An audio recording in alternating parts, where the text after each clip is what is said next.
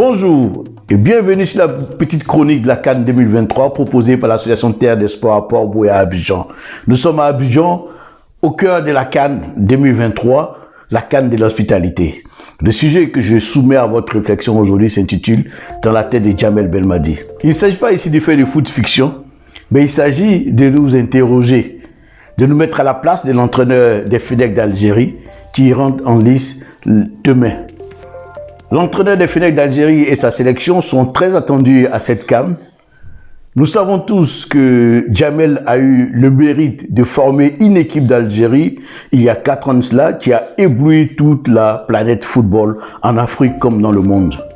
Après son succès mérité face aux Lions de la Teranga en finale de la Coupe d'Afrique des Nations il y a 4 ans de cela, toute la planète football s'attendait logiquement à ce que l'Algérie soit qualifiée pour la dernière Coupe du Monde. Mais patatras, une défaite très brouillante. Une défaite qui a été mal digérée par l'entraîneur des Fennecs d'Algérie. Une défaite qui a laissé un goût amer à tous les fanatiques du football en Algérie.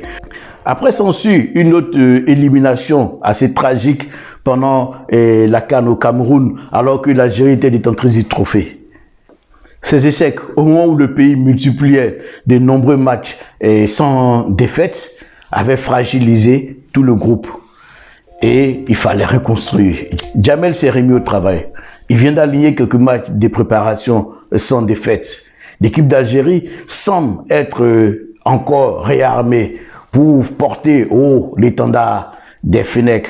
Mais attention, la Coupe d'Afrique réserve beaucoup de surprises. On a vu les pharaons d'Égypte tenu en échec par le Mozambique. On a vu le Ghana être malmené par le Cap-Vert. L'Algérie aura-t-elle encore la sérénité? Aura-t-elle encore la lucidité de jouer son football assez flamboyant? Et surtout, avec cette grinta que Djamel Belmadi a inculquée à cette sélection, nous attendons de voir. Dans la tête de Djamel Belmadi, il doit se dire que cette édition de la CAN est peut-être la dernière chance que la Fédération algérienne de football lui accorde, car nous savons très bien combien ce pays est exigeant pour ses entraîneurs. Et Djamel Belmadi, après l'entraîneur mythique Rabah Saadane, est celui qui a vraiment donné une impulsion nouvelle à l'équipe d'Algérie. Alors, demain, l'Algérie devra assurer une victoire. Une victoire qui sans doute ne sera pas facile, car l'Angola est une équipe autant athlétique que le Mozambique et comme le Cap-Vert. L'Algérie a intérêt à assurer devant l'Angola, car elle croisera le Burkina. Le Burkina qui, l'on sait, joue très décontracté devant les pays maghrébins. Alors, en dernier match, l'Algérie devra croiser un pays qui, à mon avis, sera un pays piège. C'est la Mauritanie. La Mauritanie qui est considérée comme l'équipe bis des Lions de la Teranga.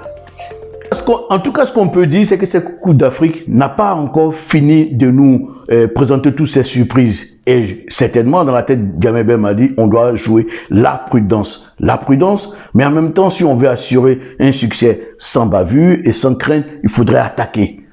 L'Algérie attaquera comme elle sait le faire, mais attention, prudence. Djamel est peut-être sur la sellette.